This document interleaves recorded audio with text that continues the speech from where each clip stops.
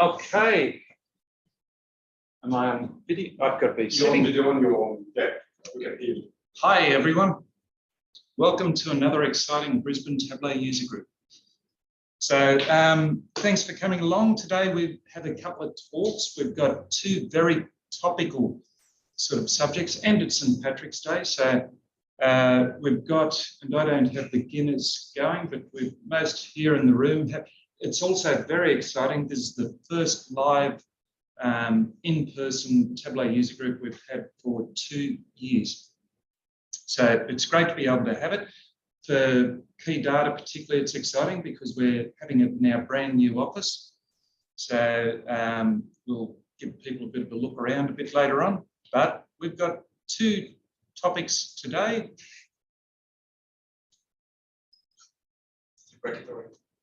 Yes. And first we'll do the quick acknowledgement of country. I'd like to begin by acknowledging the traditional owners of the land on which we meet today and pay my/our respect to their elders past, present and emerging. I extend that respect to Aboriginal and Torres Strait Islanders and First Nations people here today. So for today we've got two topics. The first one is from Anton. He's been doing some fantastic work in machine learning and data science, and he's using Tableau to act as a front-end layer for that. So that Tableau is really very good at allowing data to be presented the way you need to show it. And he's got the smarts going on behind, he's got Tableau working up front. I'll be really keen to see what that's going like. We also have another topic, and I might ask this, can't see the hands of the people on screen, but who is aware of the log4j issue that occurred late last year?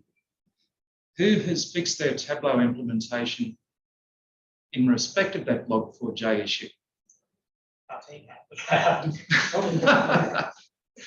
It's been surprising. So I've spent the last 3 days teaching Tableau server administration, and I had another class about 3 weeks ago.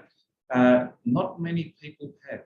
It's surprising how many Tableau servers are out there that have not been, and Tableau desktops and Prep and Tableau Bridge, that have not been updated to ensure that that is not an issue. Sunny has been doing a heap of work with us, and he'll be talking about log4j, security hardening and monitoring, because we've started doing some stuff and he's got some great stories to tell there too. But I think first off, I'm going to hand over to Anton. And bring it up. Okay, thanks. Thanks everyone and welcome. My name is Anton. I work at LeapIn as a data scientist. My background is in machine learning and some front-end work as well. Basically trying to bring together the insights we can get from machine learning and bring in that wider we care piece to explain it to people who don't necessarily understand all the stuff that happens in the back end. Try and present it in a way which it can provide actionable insights. So today I'm going to talk about some of the evolution of analytics and where it's heading in terms of the machine learning and in-depth analysis side. And then we'll go into the technique which I'm using in this particular instance, which is called XGBoost. And then we'll look at how have I wrapped that into a dashboard so that we can use it, we can action the something of the results which we find in there.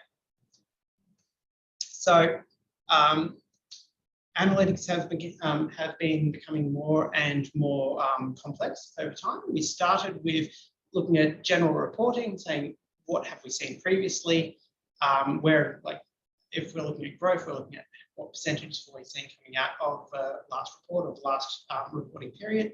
Then we've worked into some analysis of these historical figures or these contemporary figures.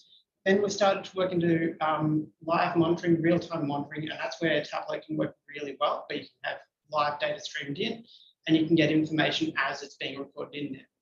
And where a lot of its work is now moving, where a lot of the companies now are trying to gain that market edge is in the prediction side of things. If we can say not only what has happened, what is happening right now, but what will happen in the future, then that's where we can get in a position where we can position ourselves better and we can provide that market edge. So in AI forecasting, it's becoming a multi-billion-dollar industry. I'm sure it's no surprise to anyone that it's a growth industry and so many different companies out there making their name of analytics, of artificial intelligence, and of providing these insights and actioning these insights in real time. So there's a whole bunch of different areas it falls into. I mainly work in the decision support and augmentation section, so providing predictive analytics to assist someone making a decision, try and give them something more quantifiable to make a decision of, as opposed to their personal experience. And that's the kind of space which I've worked myself into. So one of the things which has been making it harder to interpret results is complexity of algorithms. Historically, algorithms have been very simple, very easy to understand the drivers in what's happening. So this is one of the standard decision trees which you see whenever you go to uni and you start learning about rule-based decisions. It's very easy to understand. You could draw it on a napkin. You could actually give this to someone on paper and then they could action something off that. So you don't really need any huge amount of insight or any complex way to try and derive drivers from this. It's quite clean cut, but it does have its problems. And the reason why the market has moved on from this is because it's not particularly accurate generally. So you can get a lot more value if you have more complex algorithms, but that does come with cost, and that cost is normally interpretability. So the market has moved, after we came to decision trees and things like this, we moved to more complex algorithms like random forests. I chose these two examples because they're related to XGBoost, and it's kind of the way that things have gone from more simple to more complex in that space. Same thing occurs in things like deep neural networks, which are massively complex and very hard to understand what's happening on the inside. But these two are directly related to this particular algorithm which I've employed here. A random forest is where you don't only have one decision tree, but you might have 1,000 different decision trees, all based on slightly different data for when you've trained it. So when you said, tell me how to find the best outcome from this, you've used different pieces of data to try and develop that, that predictive algorithm. And then you're not looking at any individual classifier. You're not saying this particular tree said that it's going to rain, so therefore the ground's going to be wet. You're saying that 700 out of these 1,000 are saying that this one outcome, and I believe the aggregation of those more than any individual one. And this kind of builds up a bit more protection from bias data, from when you've got bias sampling in your data and you overtrain your model.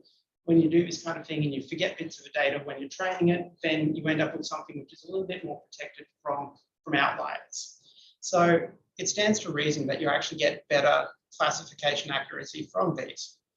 And this is actually from our data. So this is from data at LeapIn, and you can see the best decision tree. This is a ROC curve for those who haven't seen or haven't used one for a while.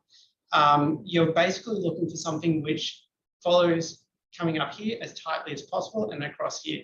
So the more area you have under the curve, the better the accuracy of the algorithm overall. With the best performing decision tree, we didn't get a great deal of accuracy in this model, but when we looked at the aggregate decision across all the different trees in the random forest in XGBoost, we found that it improved drastically. So we went from something which was about 65% accurate to about 85% accurate. So it makes a big difference in terms of how accurate you are, but that does come, like I mentioned, at the cost of accuracy versus explainability. So when you look at the different algorithms which you can employ, you've got things which are incredibly accurate, and deep learning techniques are known to be very, very accurate when you have enough data for it. And then you work backwards from that in complexity and in accuracy, typically down to logistic regression or linear regression, something very, very simple, but you can understand and you can map the drivers directly onto what they'll do. So you know that changing this parameter will actually have an outcome, or should have an outcome, of changing the outcome variable by a certain amount. So there is this trade-off between complexity and complexity aligns with accuracy and interpretability. So that's kind of what we want to be able to solve for here. And then we want to be able to show these results. You want to be able to predict what's going to happen, and then you want to inform the people who have the power to enact change why it's going to happen, so that they can make decisions which will change the outcome for their benefit. So how do we do this in Tableau?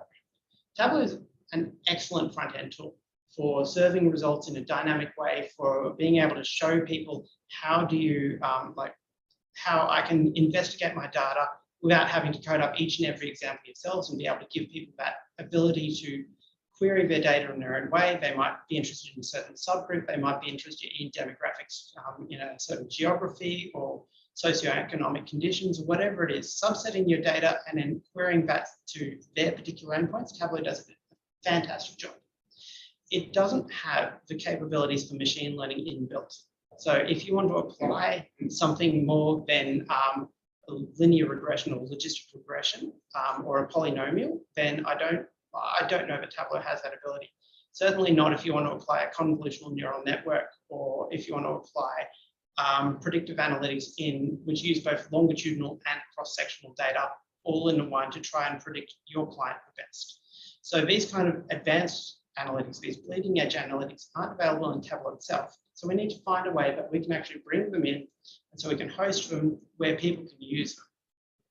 So what we do, or what I've set up at LeapIn, is we use containers called Dockers. They're essentially microservices. It's a little environment which you can send data to.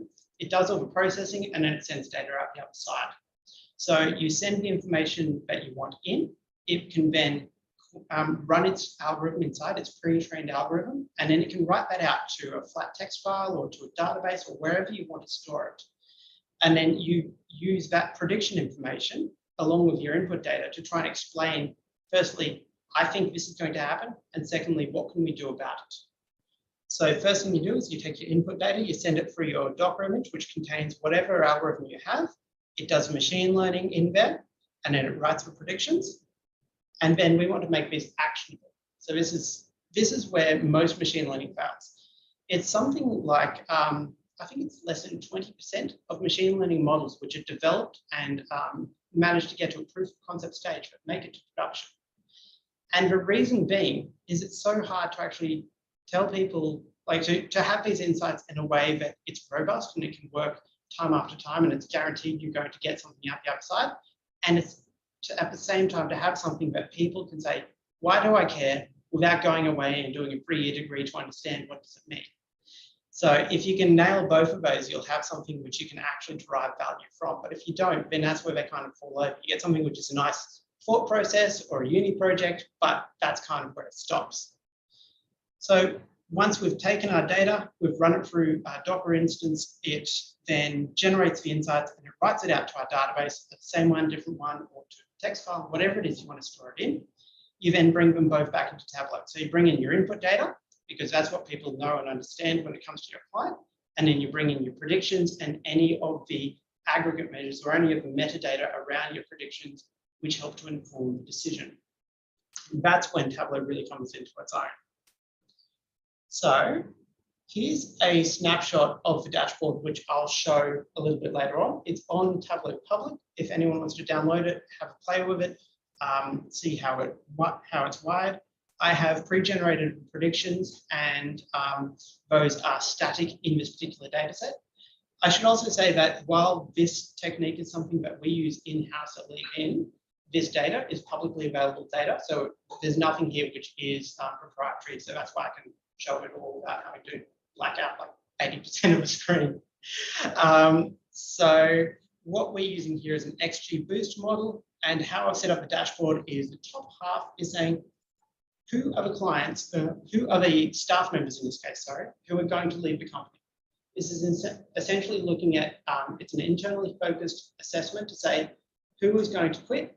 And then the bottom part is saying, why do we believe that? And if we know that, we can go through the list and we can say, these are the people at the top of the list to say, these people are going to quit. We can then get an understanding about why that is, what drivers they have, which is why they're going to leave.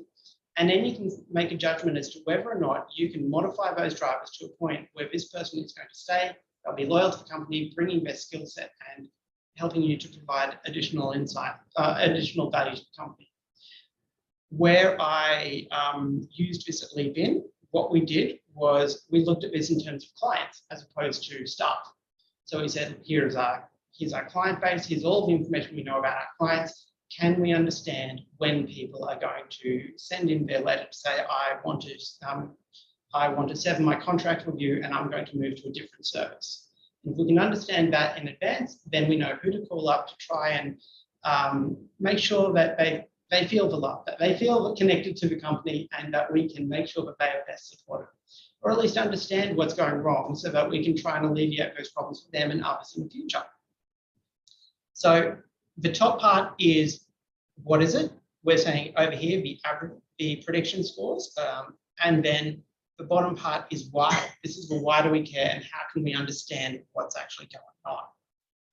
And so with that, I'll actually switch over to a dashboard so I can explain to you how I've structured this. It's not particularly pretty, but it does the job.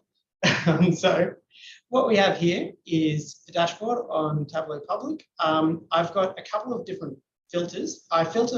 In this case, I've set up most of the filters which were in the input criteria. So if someone wanted to know, for those people who've been promoted in the last 5 years or not, who's likely to leave? Sorry, just ignore that. Okay, no. That's me chatting with Sunny on the phone. Okay. So we have things like how long have they been with the company, whether or not they've been promoted, the satisfaction level at their last interview, how many hours they spend working every month, what salary, low, medium or high, and how they're evaluated last round, how many projects they're on. Exit predictions up here is the main one, which I would filter by. You can also search for an employee by ID, and you can search for an employee by name. So in that way, I could have also put in filters, although they're not here, to search by department or something like that as well. So you could say, I'm looking at sales department, give me a list of the top 10 people who we need to look into to see whether or not there is a way to change their decision if they genuinely are going to quit. So what I've done is I have set up 2 boards behind the scene, but typically I only deploy the dashboard, not the pages themselves. So that's all that's up here. You can click on any individual entry and you can see down here, the drivers for that entry change. So this is actually dynamic to the individual. So you can say, this person here has this particular score and I want to know about them. You can say, firstly, 0 on this. This is actually the log of odds. So it's a little bit complex to understand, but the prediction up here is a percentage. So that's a lot easier, cleaner for people to know that 96% risk of leaving means that, 96% of the time that person would be leaving in the near future. So that's quite clean, but the log of odds is easier for computers to handle. And so that's why I'm presenting that down here. That's how the algorithm actually works. Intercept is saying the average rate of leaving is down here. So it's less than 50%. It's actually about 20% in this data set. So 1 in 5 people within the year would leave, so about 20% turnover. After that, you would say that this person is on 2 projects, and typically people on 2 projects are more likely to leave. They might be underutilized, they might be bored on what they're doing, but that's one of the factors which is driving up the decision. Then you could say their last evaluation, they got a 2 out of 10. So a very low score in evaluation, which increases the risk that they're going to be dissatisfied and they're going to leave. They've worked for 179 hours, increasing their risk. The satisfaction level was 0.5, which isn't great either in this data set. So it's saying that these are factors which are contributing to them leaving. You can see down the bottom that it's actually increasing their risk as you go. And then as you go along from there, none of the other factors really play a role for this individual. If you wanted to say, I'm interested in who has been promoted, and then you can say this, just maximize everything there. So this is who has been promoted in the last 5 years. And you can say there's 3 individuals up here who are at substantial risk of leaving. And then you could dig into it, you could say the satisfaction is the major issue, and then the time and company. So they've got low satisfaction. They haven't been in the company very long. They have been promoted though. So the promotion is here, which drives down the risk of them leaving. But you can see that the major thing here, which I would target for this individual, is saying they're obviously unsatisfied here. If we can dig into that in a conversation and see why is this, and is this something that we can change, then that's going to have the biggest change in the prediction of them exiting the company.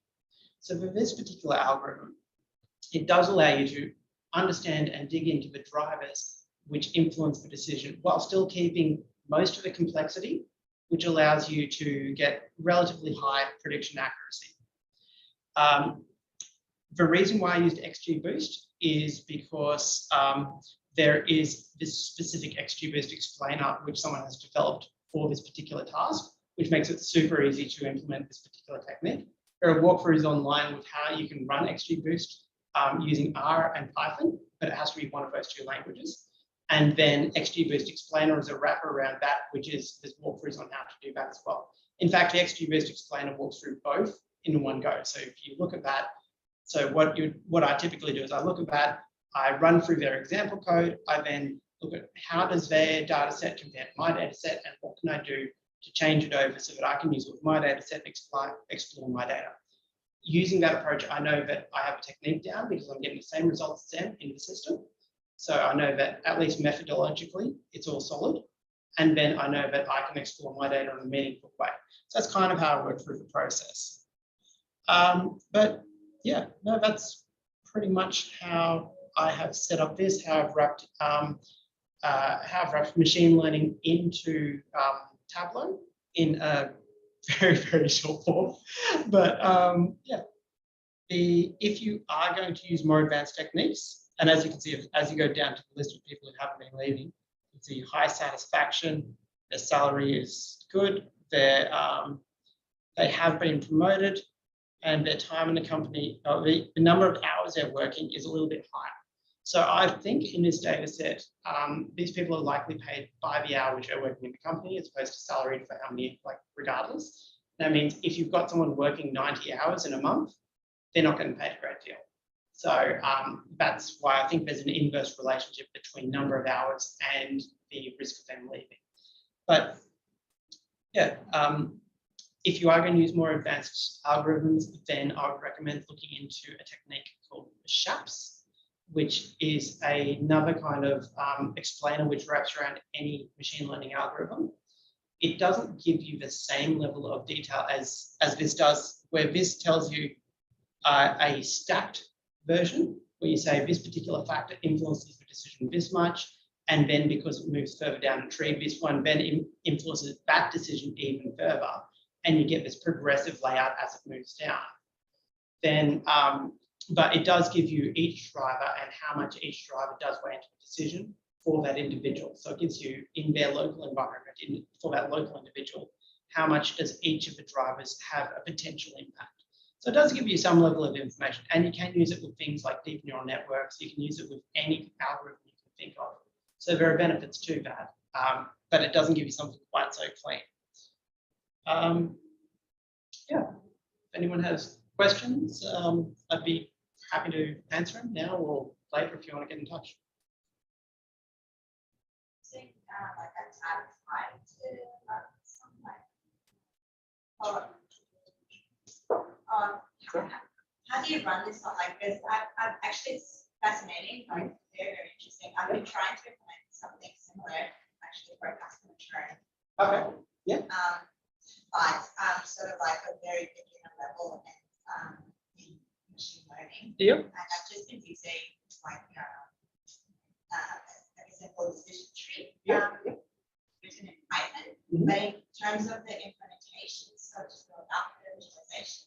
Okay. We're trying to follow like the to have Python running on like Tableau server, like so Tableau server. Yeah. But it's been like kind of. So Do you want to read the question? Yeah. So to summarize your question, how do I run the Python in the back end and how do I connect that to Tableau on the front end? Yeah. So I use, so the initial approach I used was to use Tableau Prep. If you run Tableau Prep, it does have connectors to Python and to R. R has R server, Python has, I forget the name. I used it in R server for that one. I translated my code afterwards. But there are connectors to daemon versions of R and Python. Daemon being it runs on your computer in the background and just waits for something to come, and then it does something with it when a signal comes in. But Tableau Prep can do that natively. I translated this to Docker instances.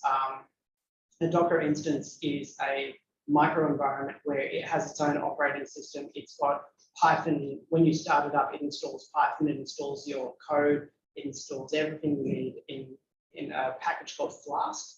And then that then waits, it listens for a signal through what's called the REST API. And then when a signal comes in saying this is the input data, or this is what I send into it these days is this is the ID from our database to go and collect the input data. Then it goes and collects all the information it needs. It runs the process internally because it has database access on the back end. It then writes it out to its own Tableau predictions file. And then it does that on the fly. So you can run that if you're doing it Tableau Prep. Schedule it to run daily or however often you want to do it is the way which I'd recommend. If you're doing it in a Docker instance, then the way it's set up is it's an on-demand system. So you can actually develop a Tableau dashboard, which then goes and requests information for an API call. Then on the fly, it will give you the prediction for that individual and it will set that back. So potentially, once you set it up all fully, you can have it so that someone calls in on the phone lines, and if you're using, we use QPC, Pure Cloud, that has connectors into Tableau, or has connectors into Tableau. No, into ServiceNow, who's our CRM. But ServiceNow is our CRM. So Pure Cloud connects into ServiceNow. On the fly, as they phone up, it can then send a request to say, give me the prediction that this person is going to leave and pop it onto the screen. So you can actually have things set up that complex that as you need the information, it runs a prediction, it sends it back to the person on the phone and it says, here's the information you need on the fly without having to recalculate. But I like to think of this as a crawl, walk, run thing. Prove that it's going to work, prove that it's value, and then build it into something which has all the bells and whistles. Because if you try and build the world, you're going to fall over it because people say this is broken. So in that case, Tableau Prep is a great way to start because it's robust, it works well once you've got it set up so that you've got the Python installed in the machine properly. And then you can say on a nightly basis, do this build, store the data out somewhere, and you can have your Tableau dashboard set up with a live connection to whatever data source you're storing to, so that every time you run it, then you get the update.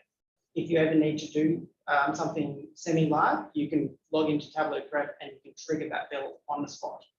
And if it's a relatively uncomplex algorithm you're using, or it's a relatively straightforward process, I should say, collecting data from one place, running a prediction models, and prediction models are cheap in time.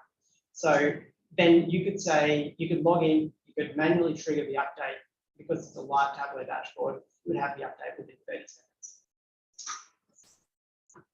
So, yes? I was quite impressed by how you for the artificial explainability and accuracy in the block code. How do you manage that? Like, do you feel like some kind of a comparison between logistic regression and decision trees or neural networks? Or like, how do you go ahead and say like, all right, so this is a sweet spot for me, you know, and be able to explain and have an accurate model? Yep. So is my phone working? Yeah. Yep. Okay. So the question is, how do I balance accuracy and interpretability, and how do I find that sweet spot which is going to work so that it's actionable, but also accurate to a level which is useful? So I normally start with more simple algorithms And this is in environments where people typically don't have predictive analytics. So anything is better than nothing. So if you provide something very simple and it's an improvement on what they're already doing, faster or more accurate, then they'll see that as a win. And then from that, you build up confidence and rapport with the individuals you're building it for. And then you say, this is good, but I can do better. And then you can build in more complex models which have that, which they have more trust in the model itself. So the interpretability can be limited to the stuff that they need to know, which is actionable, as opposed to understanding fully step by step how did it come to a decision. So I've worked in the medical space. I did a PhD in neuroimaging, and typically working with medical doctors, they don't have, well, they almost never have programming machine learning background, and they have very limited time to understand these concepts. So this is a problem I've run into a lot of saying, I can develop a predictive algorithm which can do this job. And you run into a lot of resistance for people say, you're trying to develop a predictive algorithm to put me out of the job. So you really need to sell that this is working with you and this is benefiting you. But you also then, it's once again, it's crawl, walk, run. You start with something which makes their life easier, and then you progressively make it more complex to make it even easier still, to the point where, because you've brought them along on the journey, then they're still buying the product, they're still buying what you're selling. And so long as you need to keep in mind that you can keep that interpretability to the level that it's accurate.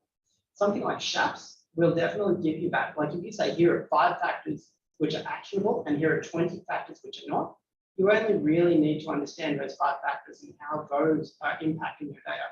Because if you're saying gender is a factor, I can't change the gender of something. So what can I do with that information beyond knowing that they're going to leave, and that's one of the major drivers. But if I say, like in the medical space, smoking is a factor, that's actionable. And so that's something which you need to be able to tell them. This is a factor which is impacting this individual, potentially causing them harm. So if you, in that case, you can increase the complexity by in a stepwise fashion, and just make sure that your client is always 100% with you on the way of seeing. They're seeing the dream. They're seeing that the predictive analytics are helping them and making their life easier, and at the same time, they are buying, like they are fully believing the quality, the accuracy, and that's how I kind of work up to that. It's not good. But you need to run very soon. Oh, what's that? You need to run very soon. Yeah, pretty soon. Yep. Yeah, probably 5 minutes is enough to run. There's an artificial intelligence conference which was delayed because of floods, which has been postponed the same day. And so I'm running over about 1 hour. So yeah. Anyway, thank you for the opportunity. And if anyone has any questions, please reach out. If anyone wants to workshop their problem spaces, and always happy to talk it out. So, Thank you. Thanks again.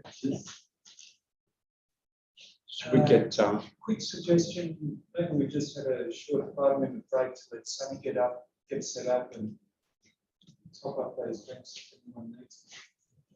Thank you, Anton. thanks. thanks again. Yeah, you too. Yeah, let me know when that's all. So I shouldn't have to take much pressure. Yeah. We've talked with Tableau. Yes. That's good. Yeah, you too. Yes, Sunny, you're ready to talk? We're taking a 5 minutes break, but you're ready. Either or. If you want me to just take control over the slides, I can do that. Or yeah, I think you've been promoted as a speaker. Oh, we can do a lucky door prize. We've got a couple of lucky door prizes. So for people in the room, look under your chairs. You should maybe find a sticker. Hopefully, it's not at the door in front there. There should be a Tableau sticker somewhere. And then if you find the sticker, you won the prize.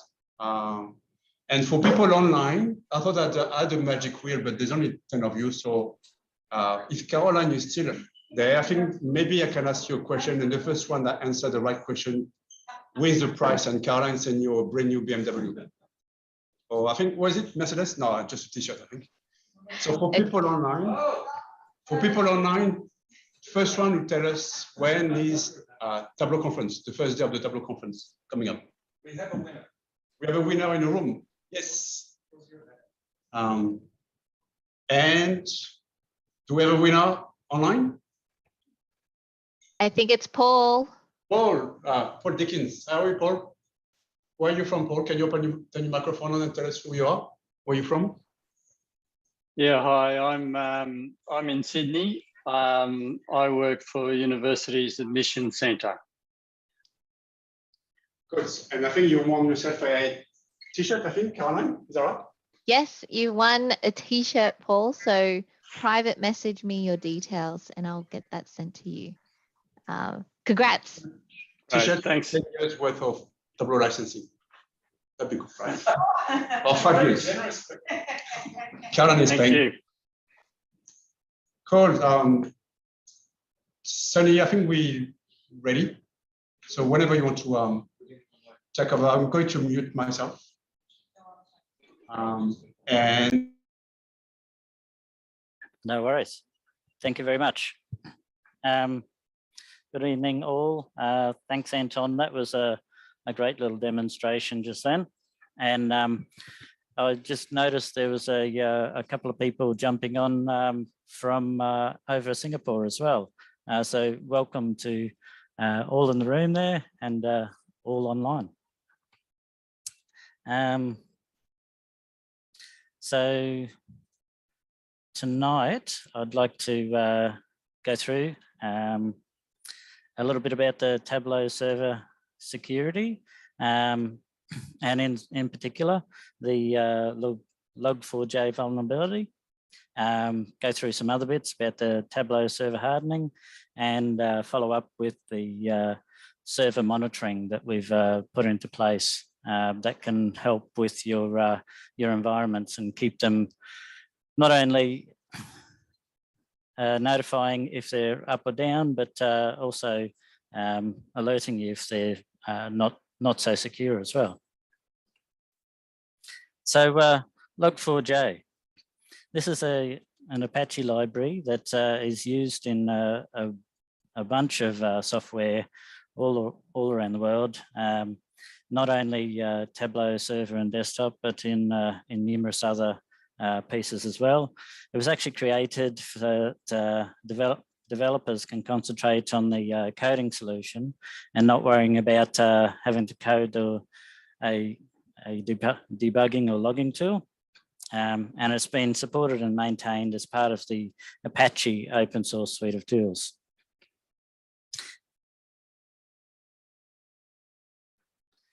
The log4j vulnerability was identified, I think it was around the 9th or 10th of December, that it was made aware to the Tableau community. And at that stage, there was a big frantic run around to try and rectify the issue, because the vulnerability actually it has the potential for allowing remote code execution on the server by carefully crafting a request to the server that could be written to the logs. And when it gets written to the logs, it can get automatically executed, leading to a possible compromise in the security.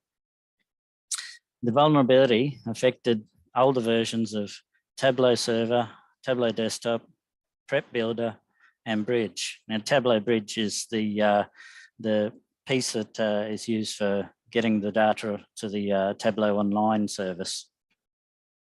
And I've got a couple of articles linked through here. So if we can share the slides later on, you'll be able to follow along and research a little bit more of this for yourselves. What's the impact if we get hit? So if they did get us, they could compromise the security of the host and potentially take control of the machine. This could include some data loss or corruption, or even some data leaks. So they could get in and get some of your data out. You could have some sort of blacklisting, but if they ended up installing some form of bot on there or something like that, or a bit of a denial of service. So how do we mitigate against it? Well, the easiest steps now is to follow the KB articles for the mitigation steps. And we've got a list of the mitigation steps down here for the server, the desktop, the prep builder, and the bridge. But in very high level terms, the order of preference in how to resolve it is to make sure that you've updated to the latest release of your version. So that'll be one of the versions that's been released since the 19th of December. And there's a list of them here. I'm not going to list them all out. If you can't do that for some reason, the next step would be to go through the steps in the same links, but you have to remove the automatic execution code steps from the actual Java libraries. So that's a little bit more hands-on and a little less automated than the updates that you can do. And lastly, if you can't do that, then this only applies to the Tableau server. You could set up a system environment variable that will tell it not to execute when it's writing to the logs. And what Tableau's done while they've done these new releases is they've updated to the latest version of the log4j2, and they've disabled the automatic execution that was in place. So other vulnerabilities. There are a number of other aspects of the Tableau server that when you first install, its basic operation is to get you up and running as quick as possible. And that's to not get in your road of you being able to get in and get some speed to delivery to your insights. However, they do have some sections on their website, part of their best practice for enabling your security hardening. And security hardening is basically just improving the security. So there's a series of 17 steps that they suggest you go through, and not every step will be needed for every environment, but it's up to the system administrator as they're going through to work out what is best for their environment. And each of these steps on here do link to the appropriate place within these this link up here. So if you just want to go in and just make sure your TLS is up to date, then you can just go to that link in here.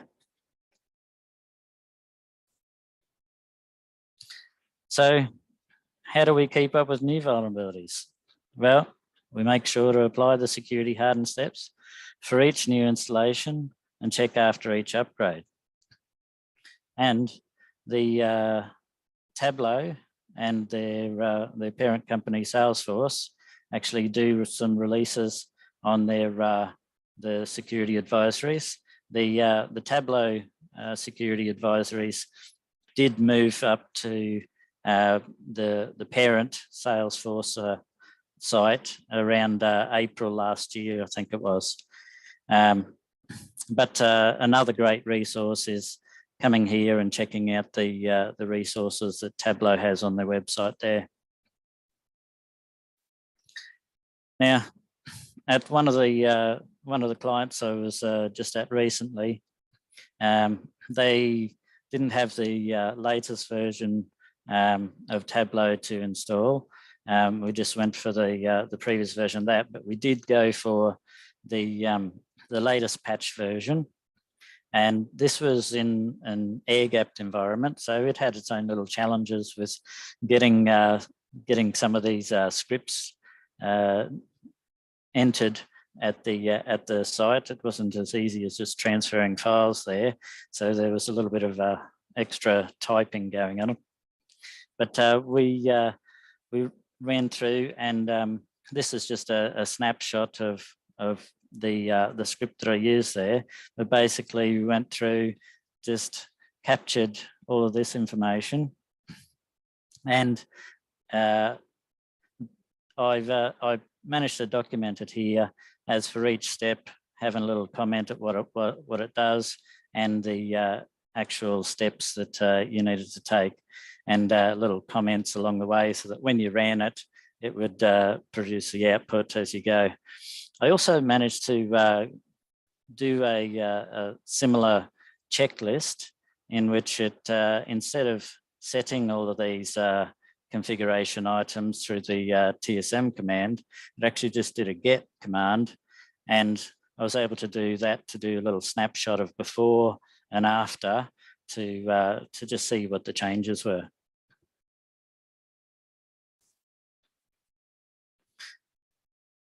And now we're on to the server monitoring.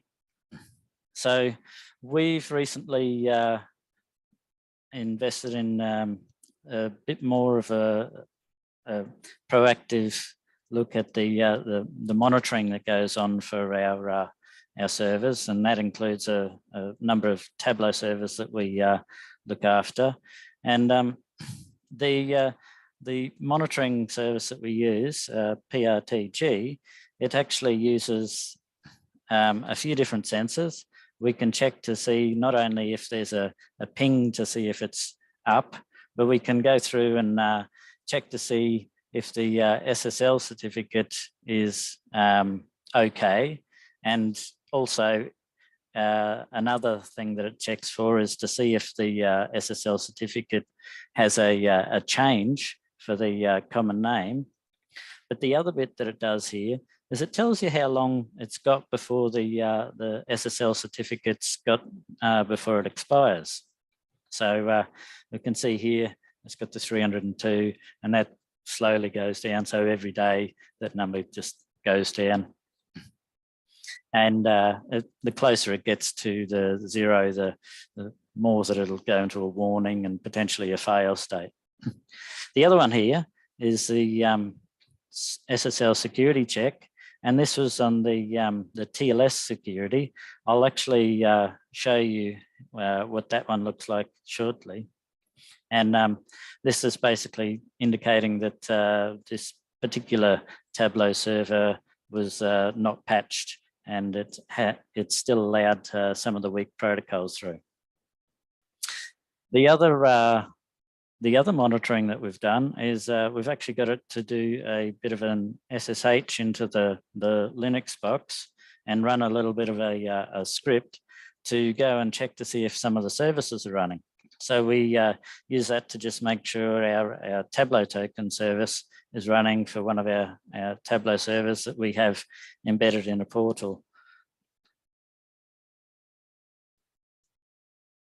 And now I will show you some of our PRTG software. Now this is the desktop version. It's also available in as a website, so we can bring that in here, and you can access this from just about anywhere.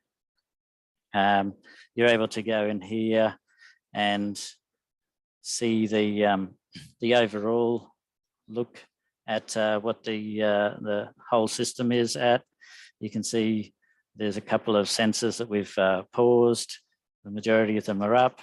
There's none that are down at the moment, but there are 5 that are in a warning state.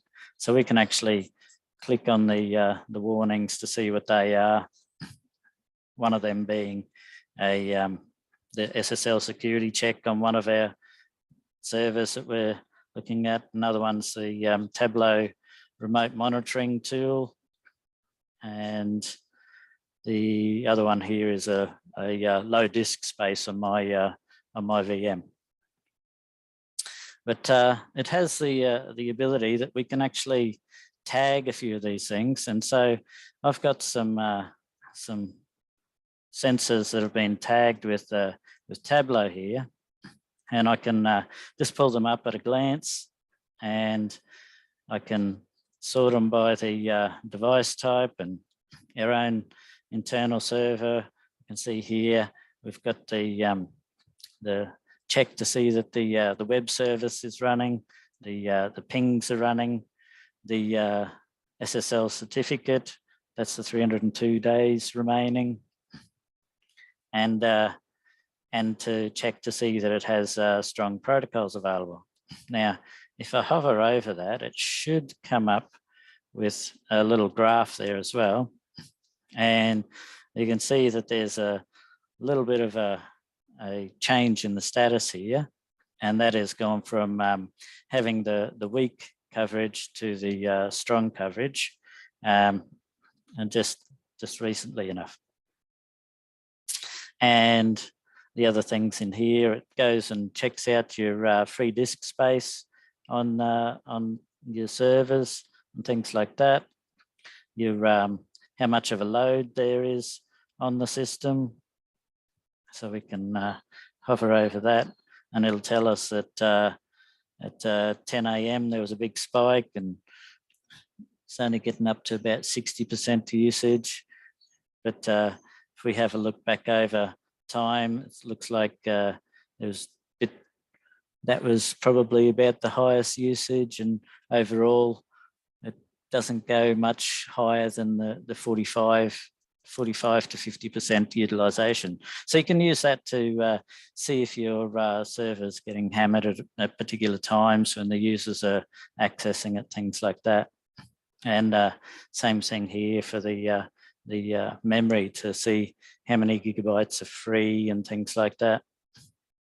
And we did actually have an issue where we didn't have enough memory on one of our servers, and we're able to utilize this to identify that it was peaking after certain workloads, and we were able to rectify it and then continue monitoring it afterwards. And it's been able to keep us in the basically in the green sense. That's about it for my demonstration. I don't know if anyone had any questions they wanted to ask, or.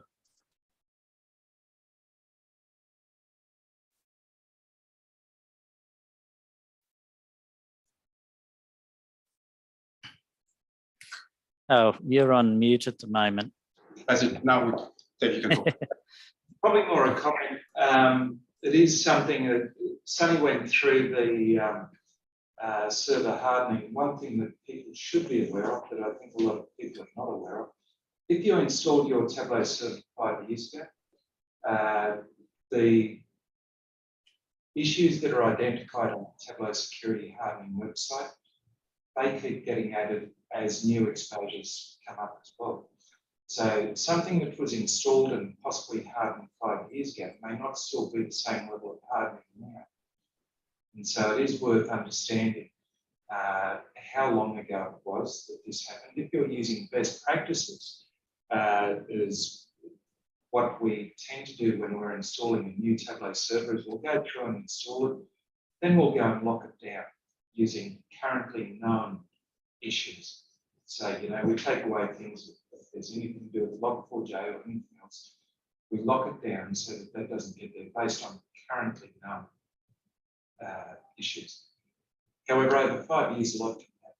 There's a lot of servers out there that probably haven't been touched for 5 years. It's worth being aware of that one. It can, I suspect there's a few people that somewhere along the line will find an issue that they're just not expecting. So Sonny's been very active in this space lately, and he's developed it into a nice little script. We're happy to share that script, but if you send an email to Sunny or Carl or I, then we're happy to do that. You get paid in Guinness. Sorry? You get paid in Guinness. Yes, that's it. Do you have any questions from the room? The room, physical room, and also the Zoom present calls.